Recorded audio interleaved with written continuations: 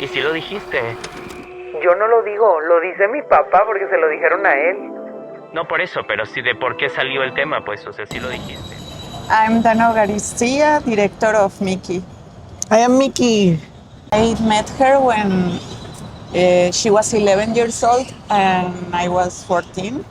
We went to the same school in Mazatlán, Sinaloa, Mexico, which is very conservative. Yeah, it's a Catholic school, but like in a very conservative way. And she started to wear makeup and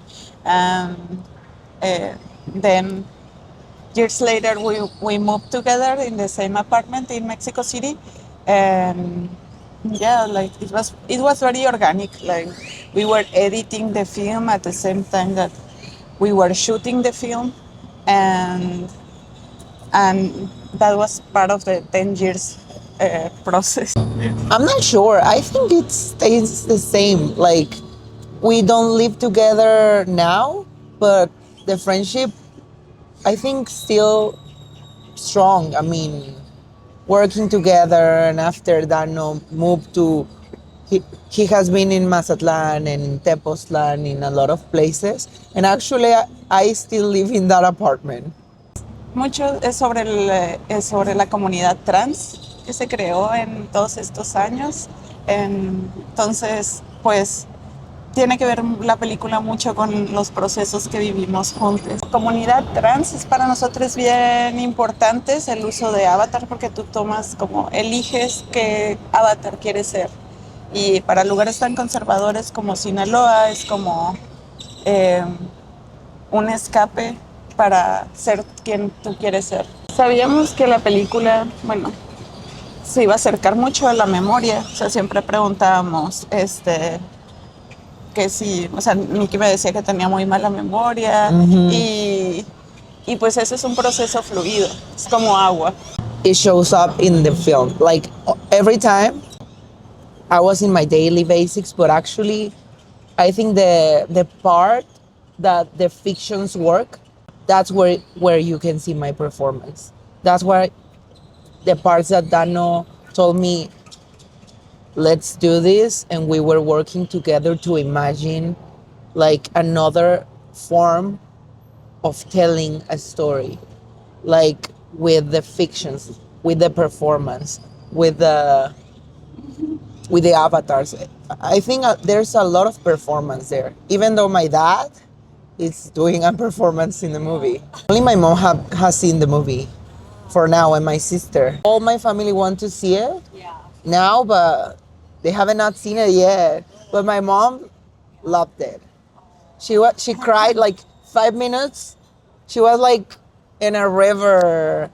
I was crying so bad, and then I saw my mom like to see how was she, and I saw her like in a river, and I was in a river, and my sister was in a river.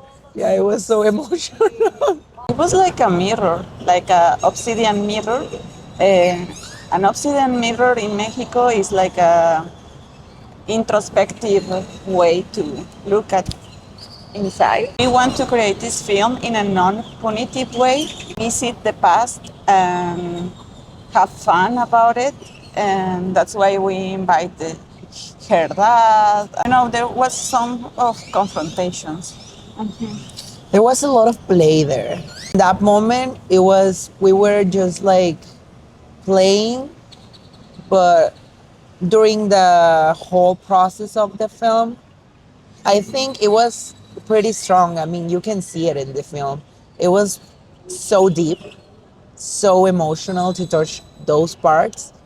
But I think the whole documentary, it helped me to heal like those scars that were there. And I couldn't remember because when we started the film, I couldn't remember my past because I blocked it. And when we start working, like I was seeing it there, my scars, my past, my story. It's like a way of healing for us, for both of us. And I hope it helps healing another people. Dano told me to do a diary with my memories. and I start writing. Once I draw a Dano and I put Dano is trans, Yeah.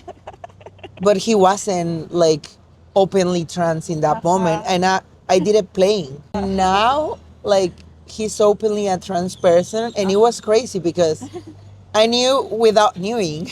The films completely help us to, yeah, to transform us in a way. We're still the same person. We're on our 20s there. Now, like, it's 11 years. Like, we are in another time of our life. We know each other pretty well. And I think we stayed pretty much, our essence is the same. It was very difficult because in Mexico it's pretty conservative. A lot of parts of the world, huh? But yeah, in Sinaloa was very like difficult. Like I remember when I came out of the closet and my family were like, "What?" It was a hard time for us, but you know, make a film and tell the story. I mean, this film is about to create the film. Like we are watching the film at the same time that we are doing the film, and you can see the process, and that's very honest. And I think that's why I think this is trans cinema, because in the way that we create like water, like in a fluid process, and also gender is like that. And you, when you think in films about trans people, it's always in a one way, like it's just there's just one goal, and no, it's not like that. It's fluid. The film shows it in a very fun way. We were taking the decisions like, how do you imagine that moment? And she was telling me, I imagine like this, in this color, like pink. Even though the colors we were imagining, even though the smell of the moment. We were playing a lot. The word of the movie is like a lot of playing. Like it was past, it was hard moments, but in not a punitive way. Like, and that helped because some parts of the movie were super deep, and we wanted to feel like in this form. So yeah, it was like water. It was like fluid all the time. It wasn't like this is going to be how we want to work. And actually, it was a lot of teamwork. Dano always asked me, like, do you think this is fine for the movie? Do you feel it? Do you think this is true? And he was always asking me. So I think that's why it feels not in a traditional way of a documentary, because it was a lot of teamwork without respecting the traditional form. We say that liberty, like freedom, is contagious. Yeah. So when you see it and you feel like that, you want to have it. Yeah.